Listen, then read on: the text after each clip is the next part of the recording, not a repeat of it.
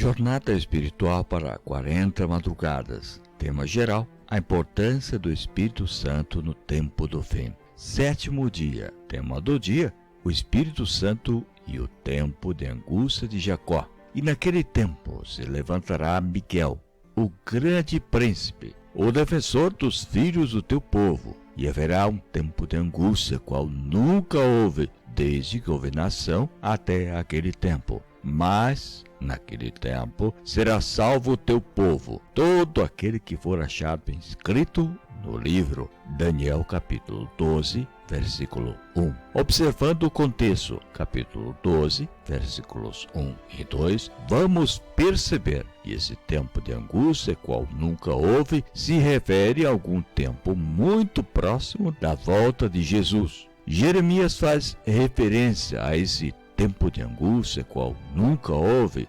chamando de tempo de angústia de Jacó. Jeremias capítulo 30, versículo 7. Que relação há entre a experiência de Jacó, Gênesis 31, Gênesis capítulo 32, versículos 22 e 32, e a experiência do povo remanescente, Apocalipse capítulo 14, versículo 4. A pedagogia divina muitas vezes utiliza a vida de um personagem para referir-se à experiência de um grupo. Permita-me justificar a afirmação acima. Primeiro, Jacó voltava para a casa de seus pais e soube que seu irmão Esaú vinha ao seu encontro com 400 homens. Jacó teve medo. A última lembrança que tinha do irmão era uma ameaça de morte. Não tinha ninguém para interceder por ele naquele lugar isolado.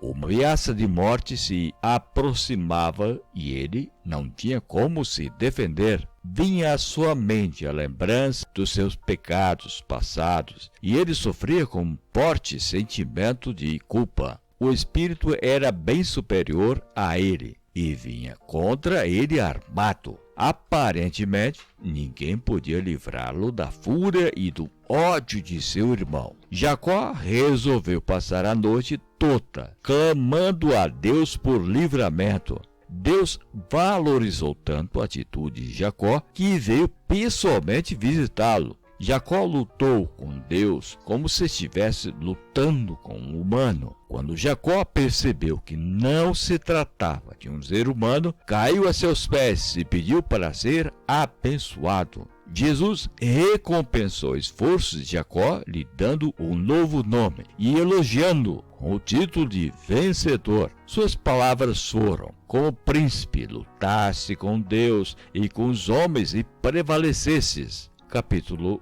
32, versículo 32. A palavra prevalecer, nesse contexto, significa ter os objetivos alcançados. Vamos perceber agora que há muitos aspectos semelhantes na experiência do povo de Deus durante as últimas tribulações nessa terra. Primeiro, os santos estarão vivendo no limiar da volta de Cristo, quando o decreto de morte é assinado contra eles. Segundo, os santos terão medo, porque aparentemente não haverá ninguém defendê-los. Terceiro, o Espírito Santo deixará de refrear a fúria dos ímpios. A porta da graça se fechará e eles irão sem intercessor.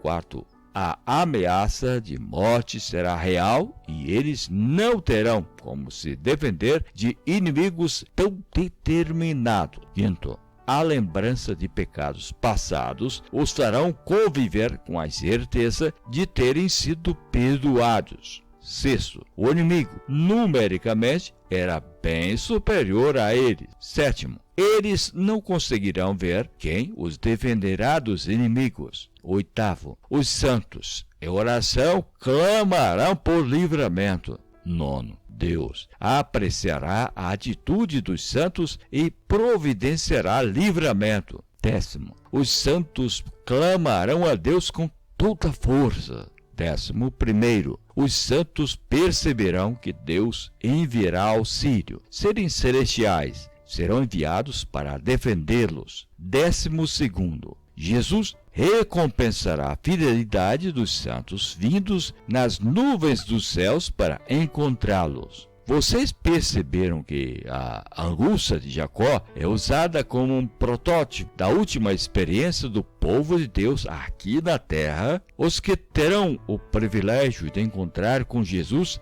sem passar pela morte. Eles viverão períodos sem intercessor no céu, mas na companhia do Consolador na terra. Esse período sem intercessor provará ao universo que o homem poderia ter vivido na terra sem cometer pecado. No Apocalipse, esse grupo é identificado pelo título de 144 mil. Chegou a nossa hora de clamar a Deus por livramento. Ore, pedindo por algum livramento especial para a sua vida. E aproveite e agradeça a Deus, porque ainda temos um intercessor no céu e outro intercessor na terra. Texto escrito pelo pastor Jair Góes. Leitura de Carlos Bock.